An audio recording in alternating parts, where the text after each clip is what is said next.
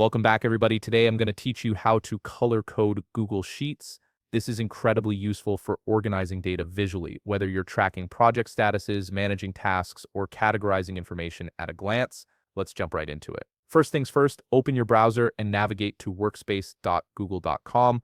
Once you're there, log into your Google account using your credentials. This will take you to your Workspace dashboard where all your Google apps and files are accessible. From the Workspace dashboard, locate and click on the spreadsheet where you want to apply color coding. For this tutorial, we'll be working with a sample sheet that has two columns, one labeled status and another labeled task. This setup is perfect for demonstrating how color coding can transform your data organization. Now click on a cell in the status column. Once you've selected it, look toward the top of your screen and click on Insert from the menu bar. A drop-down menu will appear, and from there, click on Drop-down. This feature allows you to create a list of predefined options that you can color code individually.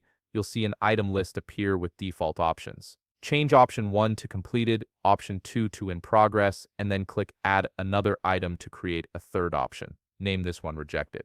Now here's where the color coding magic happens. On the left side of each item, you'll notice a color picker. Click on it to assign colors that make sense for each status. For instance, use green for completed since it represents success, yellow for in progress to indicate work that's ongoing, and red for rejected to signal something that needs attention or has been declined. Once you're satisfied with your color choices, click Done to save your drop-down settings. You'll notice a small circle or handle appears at the bottom right corner of the cell with your drop-down list. Click and drag this handle downward to apply the drop-down to all the cells below it in the status column. This saves you from having to recreate the drop-down for each individual cell. Now you can click on each drop-down in the status column and select either completed, in progress, or rejected. Watch as the cells automatically change color based on your selection. Now let's move on to color coding the task column. First, highlight the entire task column or the specific range of cells you want to format. Then click on Format in the top menu bar and select Conditional Formatting from the drop-down.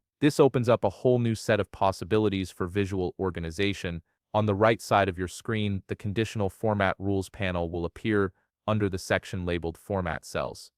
Click the drop-down menu and select Text Contains. This option allows you to apply colors based on specific words or phrases within your cells. In the Value or Formula field, type in a word that appears in your tasks. For example, type prototype. Now under Formatting Style, click the paint bucket icon to choose a color. Let's say you want all tasks containing the word prototype to be highlighted in blue. Select blue and you're all set for this rule. You can add as many rules as you need by clicking Add another rule at the bottom of the panel. For each new rule, change the value in the Value or Formula field to match different keywords in your task column and assign different colors to each one. This way, you can visually categorize multiple types of tasks instantly. For instance, you might use orange for design, purple for development, and so on. And there you have it. You've successfully color-coded your Google Sheets using both drop-down menus and conditional formatting. If you found this video helpful, please leave a like, subscribe, and see you in the next video.